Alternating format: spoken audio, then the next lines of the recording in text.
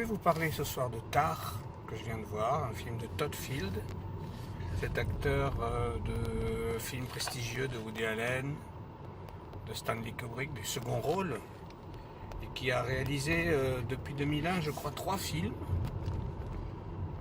dont j'ai oublié le titre, mais bon, celui-ci est le premier que je vois de lui.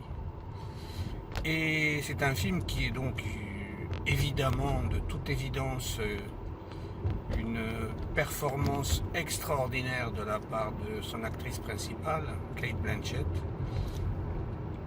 pour qui le film a été écrit de l'aveu même de son auteur. Il dit que si elle n'avait pas accepté de jouer le rôle, il n'aurait pas fait le film.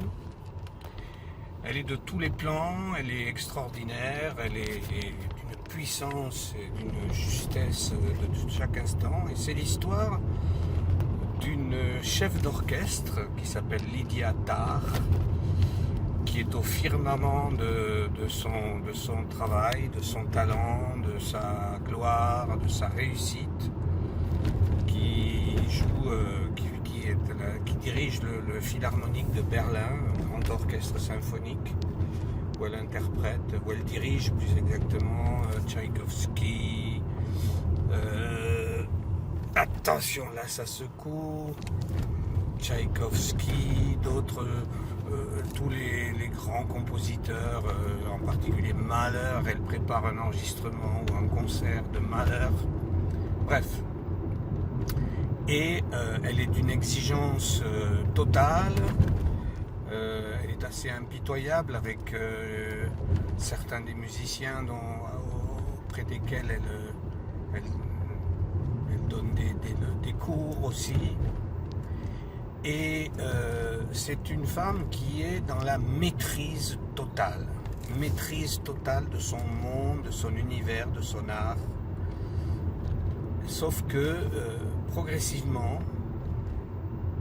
cette maîtrise va lui échapper à cause d'un certain nombre de faits qui se déroulent autour d'elle, de son comportement aussi, puisqu'elle est homosexuelle et qu'on lui reproche d'avoir par le passé favorisé un certain nombre de musiciennes, justement pour les avoir favorisées, pour avoir eu des relations avec elles, des relations intimes avec elles. Mais on ne sait jamais trop si ces reproches qui lui sont faits sont des calomnies ou si vraiment elle a usé de son influence pour obtenir des faveurs sexuelles.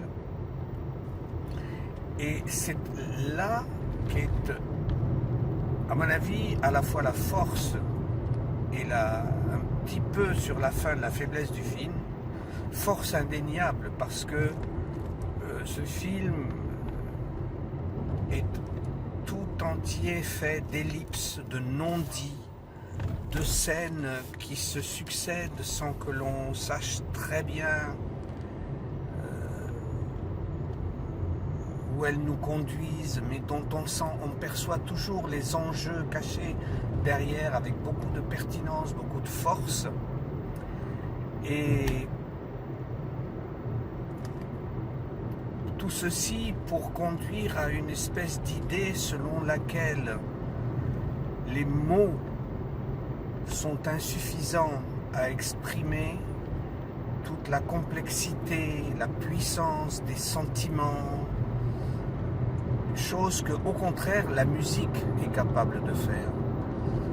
Et toute cette très savante architecture de séquences mystérieuses finit peu à peu par faire sens, par créer un vrai discours autour de ce que l'individu est conduit à ressentir, l'individu étant Cate Blanchett, mais par extension tout individu est conduit à ressentir dans ses échanges amoureux aussi bien que dans sa vie professionnelle.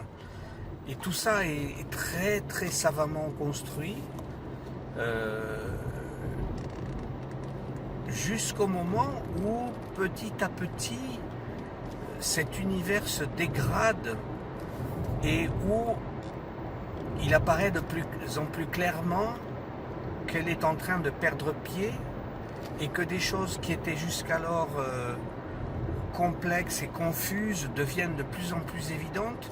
Et là, peut-être que on souhaiterait que la mise en scène et cet enchaînement de séquences jusqu'alors obscures mais faisant sens petit à petit, on souhaiterait peut-être que ça s'éclaire un peu plus vers la fin, ce qui n'est pas le cas. Ça reste énigmatique jusqu'au bout. Les explications ne sont jamais vraiment données, alors que pourtant la chute du personnage est indéniable, puisqu'elle finit par se retrouver, sans vouloir spoiler le film, elle finit par se retrouver non pas dans la dèche totale, elle continue d'exercer son métier, mais dans des conditions bien moins prestigieuses que celles auxquelles elle avait droit au début du film. Donc tout ça reste un petit peu opaque à la fin, et c'est le seul petit point faible que je donnerai à ce film, qui en dépit de ça reste magistral, vraiment dans cette traduction par l'image et par le cinéma de cette chose qui est mystérieusement véhiculée par la musique et que peu à peu il nous fait toucher du doigt. Voilà. En quelques mots, c'est vraiment un film à voir, mais qui, je préviens les spectateurs, les laissera un tout petit peu sur leur faim s'ils ont vraiment envie de tout comprendre de ce qui s'est passé. Non, à la fin, on ne sait pas vraiment ce qui s'est passé.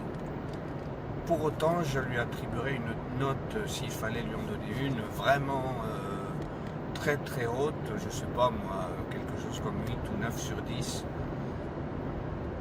Si on a besoin de ça pour en finir. Voilà, un très beau film.